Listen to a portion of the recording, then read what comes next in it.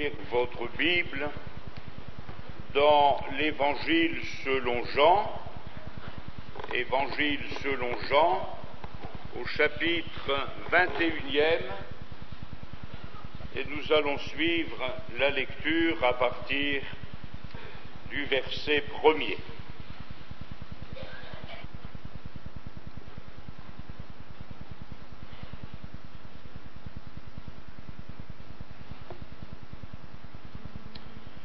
Jean chapitre 21, verset 1er.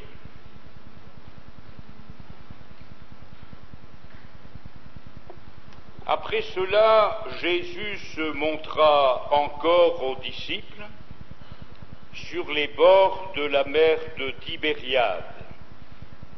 Et voici de quelle manière il se montra. Simon-Pierre, Thomas, appelé Didyme, Nathanaël de Cana en Galilée, les fils de Zébédée et deux autres disciples de Jésus étaient ensemble. Simon-Pierre leur dit : « Je vais pêcher. » Ils lui dirent : « Nous allons aussi avec toi. » Ils sortirent et montèrent dans une barque, et cette nuit-là, ils ne prirent rien. Le matin étant venu, Jésus se trouva sur le rivage, mais les disciples ne savaient pas que c'était Jésus. Jésus leur dit : « Enfants, n'avez-vous rien à manger ?»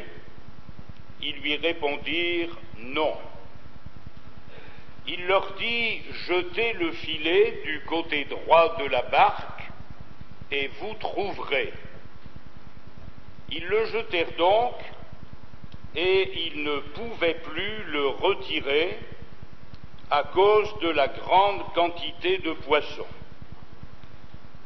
Alors le disciple que Jésus aimait dit à Pierre : « C'est le Seigneur. » Et Simon-Pierre, dès qu'il eut entendu que c'était le Seigneur, mit son vêtement et sa ceinture, car il était nu, et se jeta dans la mer. Les autres disciples vinrent avec la barque, tirant le filet plein de poissons, car ils n'étaient éloignés de terre que d'environ 200 coudées. Lorsqu'ils furent descendus à terre, ils virent là des charbons allumés, du poisson dessus et du pain. Jésus leur dit : « Apportez les poissons que vous venez de prendre. » Simon-Pierre monta dans la barque et tira à terre le filet plein de 153 grands poissons, et quoiqu'il y en eût tant, le filet ne se rompit point. Jésus leur dit : « Venez, mangez. » Et aucun des disciples n'osait lui demander : « Qui es-tu ?» sachant que c'était le Seigneur. Jésus s'approcha, prit le pain et leur en donna. Il fit de même du poisson. C'était déjà la troisième fois que Jésus se montrait à ses disciples depuis qu'il était ressuscité des morts.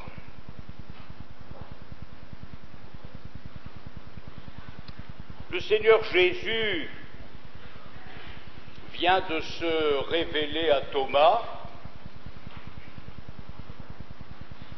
comme celui qui a été crucifié et que Dieu a ressuscité d'entre les morts.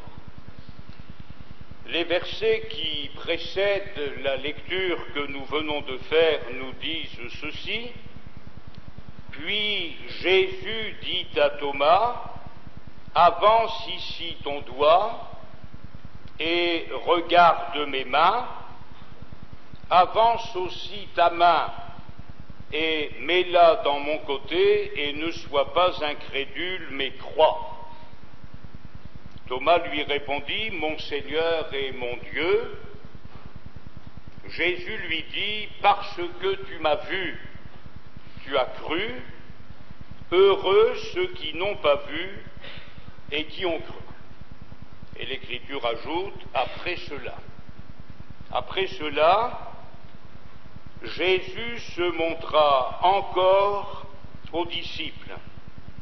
Et le dernier verset de notre lecture nous dit, c'était déjà la 3e fois que Jésus se montrait à ses disciples depuis qu'il était ressuscité des morts.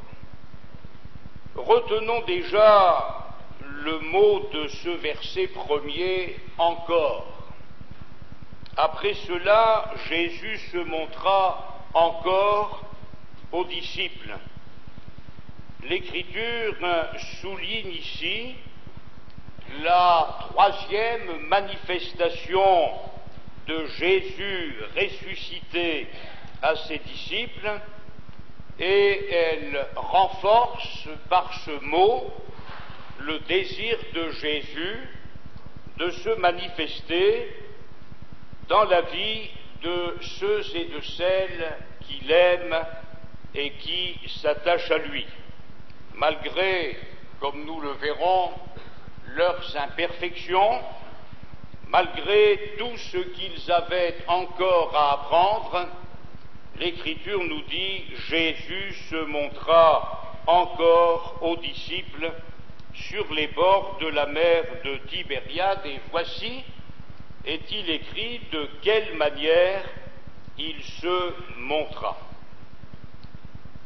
Il y a un chœur que nous chantions dans le passé et qui dit « Jamais il ne se lasse de porter nos fardeaux, jamais il ne se lasse d'apaiser nos sanglots, et pour nous faire grâce se répandit à flots le sang du Saint Agneau. » Jésus se montra encore.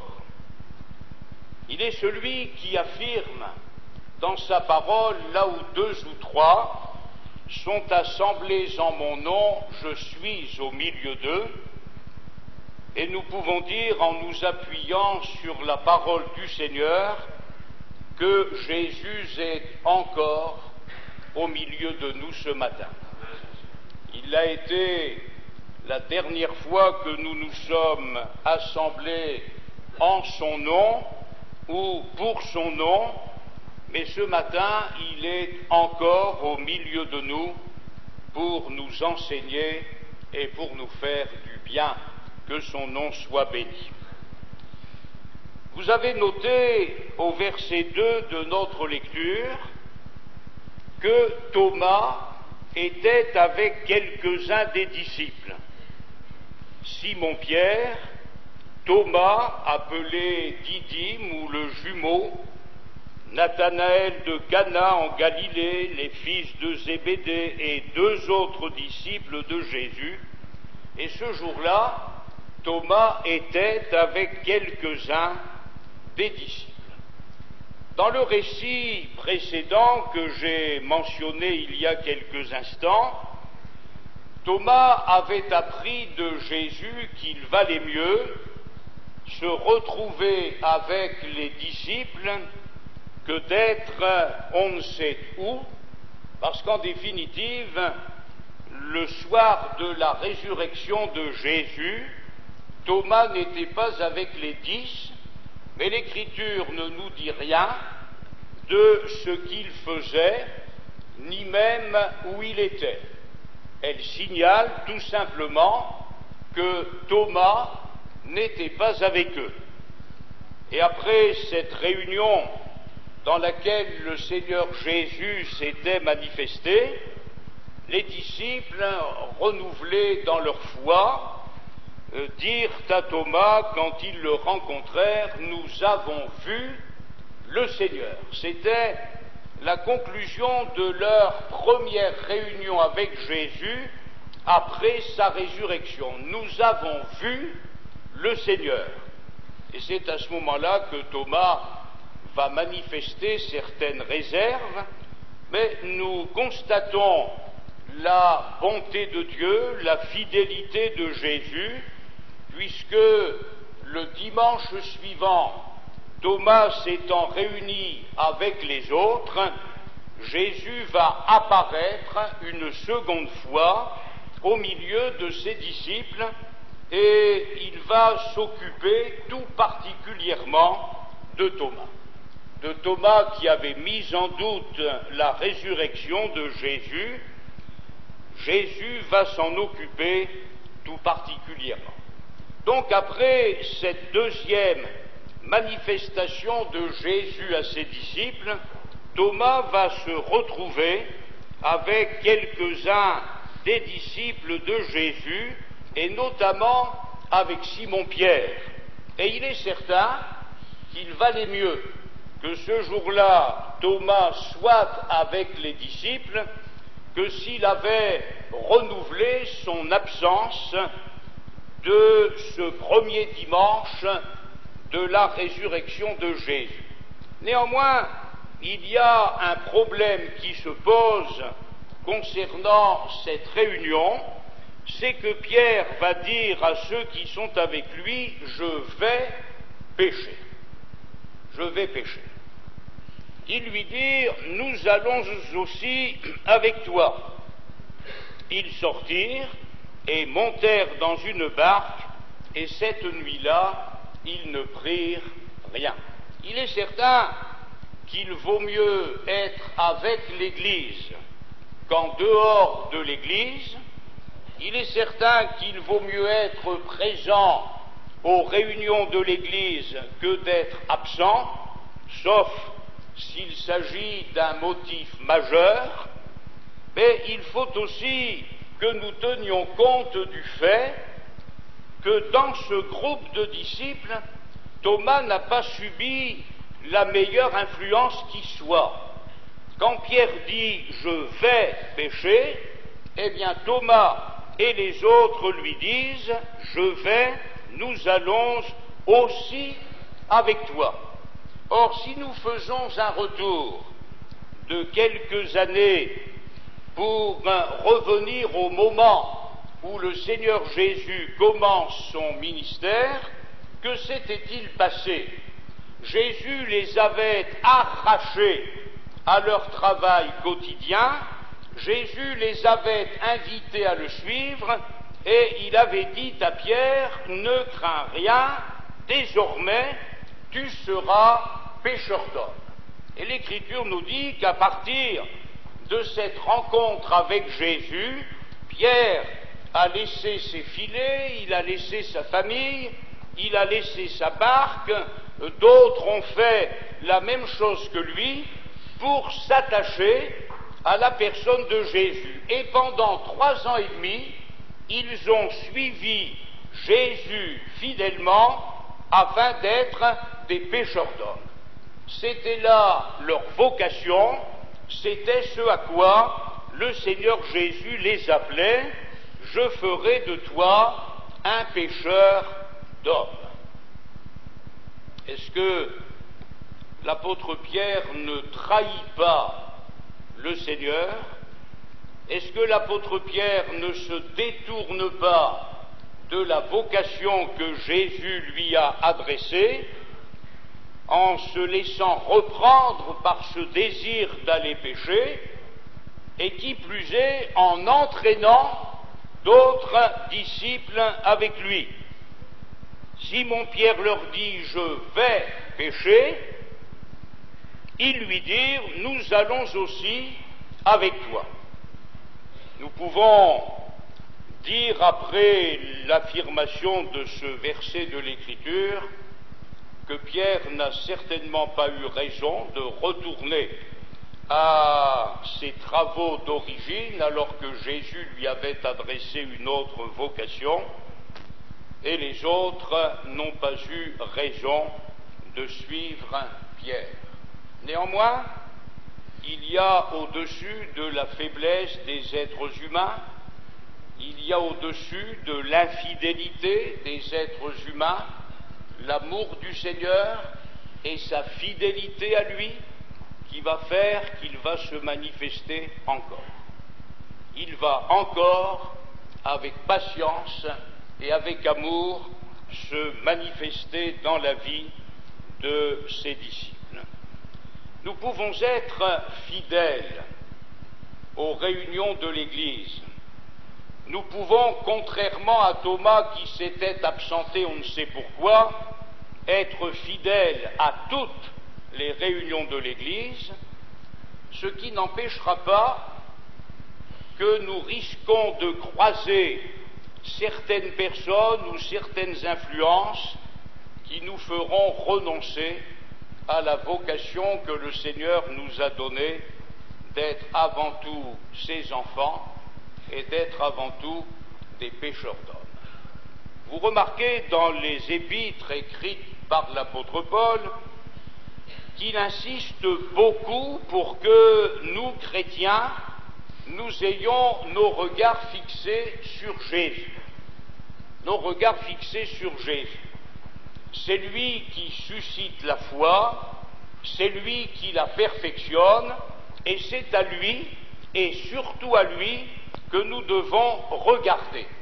Mais l'apôtre Paul, qui savait que l'être humain n'est que faiblesse, et qu'il a quelquefois besoin d'être aidé dans sa marche avec Dieu, va dire au destinataire de sa lettre « Soyez mes imitateurs, comme je le suis moi-même de Jésus-Christ. » C'est-à-dire que si nous ne sommes pas capables, suivant les circonstances, de regarder à Jésus, regardons au moins à ceux qui sont les imitateurs de Jésus.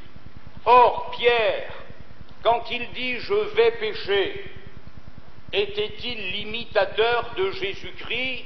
Nous disons non. Et le tort de Thomas et des autres est d'avoir emboîté le pas à l'apôtre Pierre pour lui dire « eh bien, nous aussi, nous allons pécher avec toi. » Soyez mes imitateurs, dit Paul, comme je le suis moi-même de Jésus. Donc, premièrement, regardons à Jésus qui ne nous décevra jamais, et si nous avons besoin d'être aidés, regardons à ceux et à celles qui suivent l'exemple de Jésus. L'apôtre Paul dit encore, portez vos regards sur ceux qui marchent d'après le modèle que vous avez en nous. Il y a donc des gens que nous pouvons imiter, et il y a des gens qu'il ne faut surtout pas imiter. Ce n'est pas parce que tel frère ou telle sœur va faire certaines choses que nous sommes autorisés à les faire. Ce n'est pas parce que quelqu'un va se détacher de Jésus pour retourner à sa vie passée que nous sommes obligés de faire comme lui ou de faire comme elle. Je le redis, la bonté du Seigneur va se manifester, sa fidélité va se manifester, mais ils en avaient sérieusement besoin. Si Jésus ne s'était pas manifesté encore pour la troisième fois à ses disciples, que serait-il devenu, puisque l'Écriture nous dit « Ils sortirent et montèrent dans une barque, et cette nuit-là, ils ne prirent rien. » Est-ce que cette nuit-là ne nous rappelle pas une certaine nuit où l'Évangile nous dit qu'après avoir travaillé toute la nuit, les disciples n'avaient strictement rien pris. Et quand le Seigneur Jésus va se révéler à eux, c'est ce matin-là qu'ils vont faire la pêche miraculeuse. Mais quant à la nuit précédente, ils ne prirent rien. Et quant à cette nouvelle nuit où ils sont retournés à leur pratique du passé, l'Écriture nous dit, cette nuit-là, ils ne prirent rien. Nous voulons être bénis, c'est normal. Nous voulons être dans la joie, dans la paix, c'est normal. Nous voulons faire des progrès, nous voulons que notre vie soit réussie. Mais à qui regardons-nous? Qui imitons-nous? Et dans quelle barque sommes-nous ce matin? On ne peut pas travailler sans Jésus et être béni, même si on travaille toute une nuit. On ne peut pas sortir de la vocation que le Seigneur nous a adressée et lui être agréable et recevoir sa grâce. Pour la seconde fois dans les évangiles, l'Écriture nous dit, et cette nuit-là, ils ne prirent rien. Or le matin étant venu, Jésus, et heureusement qu'il y a Jésus. Mais permettez-moi de vous dire que ça ne nous autorise pas à faire n'importe quoi. L'Écriture dit, si nous sommes infidèles, lui est fidèle. Lui est fidèle. Et ça ne veut pas dire que nous avons raison d'être infidèles. Ça ne veut pas dire que nous avons raison d'être là où nous ne devrions pas être. Ça ne veut pas dire que nous avons raison de faire ce que nous ne devrions pas faire. Jésus se trouva sur le rivage, mais les disciples ne savaient pas que c'était Jésus. C'est vrai que Jésus avait été glorifié, c'est vrai que son corps glorifié manifestait certaines différences avec le corps humain qu'il avait reçu de Marie, mais quand même, à 2 reprises, il s'était manifesté à eux, et pour cette 3e fois, ils auraient bien pu le reconnaître. Mais vous savez, quand on suit une autre voie que le Seigneur nous demande de suivre, on finit par oublier les traits de son visage. Quand nous suivons une autre voie que celle que le Seigneur nous demande de suivre, on finit par ne plus le reconnaître. D'où la nécessité pour nous d'être fortement attachés à Jésus-Christ, non pas de temps en temps, mais d'une manière permanente. Et c'est notre attachement fidèle à Jésus qui nous permettra de recevoir sa grâce et qui fera qu'il ne sera pas un étranger pour nous. Ils ne le reconnurent pas. 4 matins avant, il était au milieu d'eux, il se manifestait à Thomas, et là, ils ne le reconnurent pas, comme quoi c'est dangereux, mes frères et sœurs, de nous détacher de Jésus pour être là où nous ne devrions pas être et pour faire ce que nous ne devrions pas faire. Jésus leur dit « enfants ». C'est un mot que je n'aime pas beaucoup, mais il aurait pu les appeler rétrogrades. Parce qu'ils étaient dans une situation de rétrograde. Suivez-moi, leur avait dit Jésus quelques années plus tôt, et je vous ferai pécheurs d'hommes. Et ce jour-là, au lieu de suivre Jésus, ils ont suivi Pierre, dont l'esprit a été traversé par cette pensée « je vais pécher », eh bien, puisque toi, Pierre, tu y vas, nous allons aussi avec toi. Mais au lieu de les taxer de rétrogrades, ce qui était en réalité leur situation, Jésus va leur dire « enfants ». il est le Père éternel. Le Père éternel promis par Ésaïe le prophète. Et quand il leur pose la question, ce n'est pas qu'il ignore dans quelle situation ils se trouvent, mais il veut leur en faire prendre conscience. Enfants, n'avez-vous rien à manger? Ils lui répondirent non.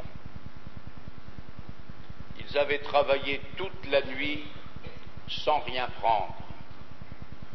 Et on ne peut pas, mes frères et sœurs, on ne peut pas s'éloigner du Seigneur et prétendre recevoir sa bénédiction. Sans Jésus, notre vie sera faite de nuits dans lesquelles nous ne prendrons rien. Le livre de l'Ecclésiaste a été écrit par un homme qui, après avoir été particulièrement béni par Dieu, s'en est éloigné. Je me suis offert, dit-il, tous les plaisirs que la terre peut apporter. Avant moi, Jérusalem, il n'y a pas eu un roi qui ait égalé ma position. Et la conclusion de cette nuit, passée loin de Dieu, vous la connaissez, vanité des vanités, tout est vanité et poursuite du vent. On trouve des croyants sans joie, on trouve des croyants sans espérance, on trouve des croyants qui se lamentent à longueur d'année, on trouve des croyants qu'il faut tirer, qu'il faut traîner si on veut qu'ils avancent un peu. Sans Jésus, vanité des vanités, tout est vanité et poursuite du vent. N'avez-vous rien à manger? Ils lui répondirent non. Et ce Jésus qu'ils n'ont pas reconnu va leur dire, jetez le filet du côté droit de la barque et vous trouverez. La première fois, il leur avait dit, avancez en pleine eau et jetez vos filets. Ce matin-là, il va être plus précis et il va leur dire, jetez vos filets du côté droit de la barque, parce que ce que eux ne savaient pas, c'est qu'à gauche, il n'y avait pas un poisson, mais à droite, il y avait un banc de poissons. Et le Seigneur Jésus leur donne cette indication précise, jetez vos filets, le filet du côté droit de la barque et vous trouverez. Et la parole de Dieu nous dit, ils le jetèrent donc et ils ne pouvaient plus le retirer à cause de la grande quantité de poissons. La bénédiction de Dieu tenait à peu de choses. Entendre tout à nouveau la parole de Dieu. Laissez le Seigneur Jésus parler à notre cœur. Laissez la parole de Jésus avoir raison dans notre cœur. C'est toujours lui qui a raison. Et quand nous prenons un autre chemin que le sien, c'est nous qui avons tort. Eux ne savaient pas où étaient les poissons, mais Jésus le savait. Il ne les a pas traités avec mépris. Enfants, leur dit-il, n'avez-vous rien à manger? Il leur dit, jetez le filet du côté droit de la barque et vous trouverez. Ils le jetèrent donc et ils ne pouvaient plus le retirer à cause de la grande quantité de poissons. Alors, le disciple que Jésus aimait, parce que Jean était là aussi, quand Pierre avait dit « je vais pêcher », Thomas avait suivi, Jean avait suivi. Le disciple que Jésus aimait dit à Pierre « c'est le Seigneur ». Ils ne l'avaient pas reconnu, mais Jésus leur a parlé, et la parole de Jésus a opéré un miracle dans leur vie. Et Jean a compris. Jean a compris que ce n'est pas sans raison qu'on passe toute une nuit à jeter le filet sans rien prendre. Jean a compris que ce n'est pas sans raison qu'on obéit à la parole que l'on entend au point que le filet se remplisse. Donc Jean dit, mais c'est le Seigneur. Ça ne peut pas être quelqu'un d'autre, c'est le Seigneur. Et dès qu'il eut entendu que c'était le Seigneur, Pierre mit son vêtement et sa ceinture. Les autres disciples vinrent avec la barque, tirant le filet plein de poissons, car ils n'étaient éloignés de terre que d'environ 100 mètres, 200 coudées. Lorsqu'ils furent descendus à terre, ils virent là des charbons allumés, du poisson dessus et du pain. Enfants, n'avez-vous rien à manger? Et ils répondent non. Mais sur le rivage, quelqu'un leur avait préparé le petit déjeuner. Ils arrivent sur le rivage, ils voient des charbons allumés, du poisson, il y a du pain. Jésus se manifesta encore.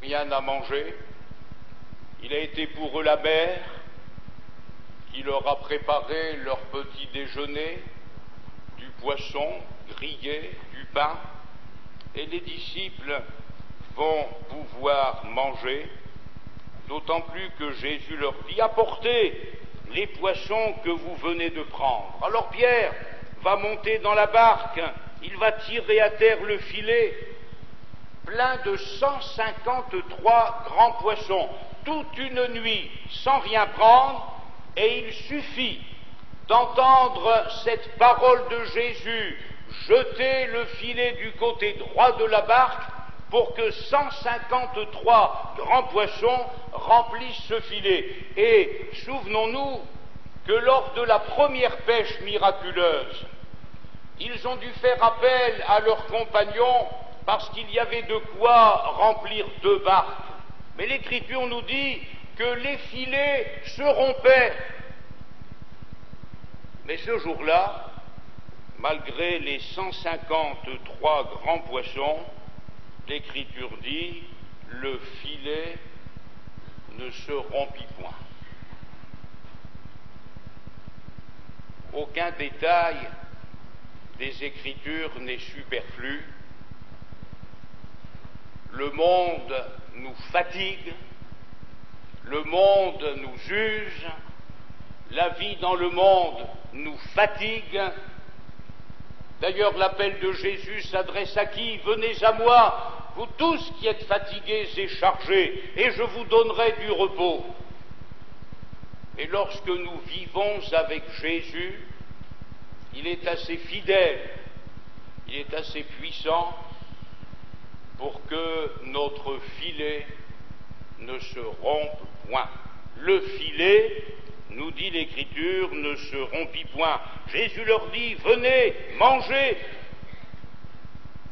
Et encore là, aucun des disciples n'osait lui demander, qui es-tu?